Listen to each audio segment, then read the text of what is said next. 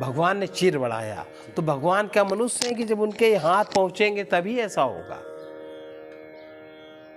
भगवान के पास अनंत दिव्य शक्तियां हैं, और दिव्य उसको कहते हैं जो सात्विक और चैतन्य के मध्य में चीज होती है, वो दिव्य कहते हैं। तो उनके तो सोचने मात्र से उनको किसी ने याद किया और रिफ्लेक्शन हुआ, चीर हो चाहे मट्टी हो चाहे गधा हो चाहे घोड़ा, सभी बढ़ जाएगा। ये कौन सी बात बड़ी, भगवान ने तो नहीं स्पर्श किया। और उस समय जहाँ तक हमारी स्मृति है, द्रौपदी जी का 14 दिन था, और किसी किसी को ये अवस्था 3 दिन रहती है, किसी को 4 दिन रहती, किसी को 5 दिन रहती। तो चौथे दिन में अधिकतर माताएं स्नान आदि करके बाहर के काम करने लगती, जैसे बर्तन धोना, जैसे चौके के बाहर के काम करना, ये सब काम होने लगते हैं, बच्चे बच्चे सब काम होने लगते हैं। और किसी कोई बहुत जो तामसी प्रवृत्ति की है उनका 5 दिन तक चलता है। तो उस समय तो 14 दिन था, तो भगवान को भगवान का कार्य करने के लिए आने छूने की क्या जरूरत है? जब सामान्य थोड़ा सा सात्विक महात्मा साधु होता है, उसके पास इतनी मना शक्ति बुद्धि शक्ति हो जाती है, उसके सोचने मात्र से क्रिया होने लगती हैं। तो भगवान क्या लट्टू पट्टू है का?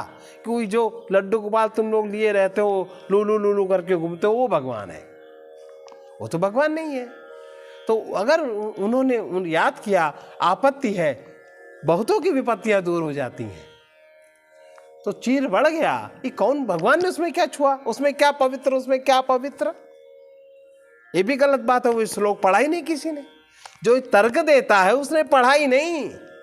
तो जब ये गंवारों के हाथ में शास्त्र पढ़ जाते हैं, तब ऐसे ही अर्थ के अनर्थ होते हैं। और जब पापी माने लोभ महापाप है। एको स्कंद पुराण में एको लोभो महान ग्राहो लोभात पापम प्रवर्तते। इस महापाप के चंगुल में जो भी जिसका भी चित्त मन आ गया, वो समझ लीजिए उसकी बर्बादी, उसके वाणी से समाज की बर्बादी। अगर कहीं उसको ऊंचा पद मिल गया तो समझ लीजिए कोई अच्छा नहीं होने वाला।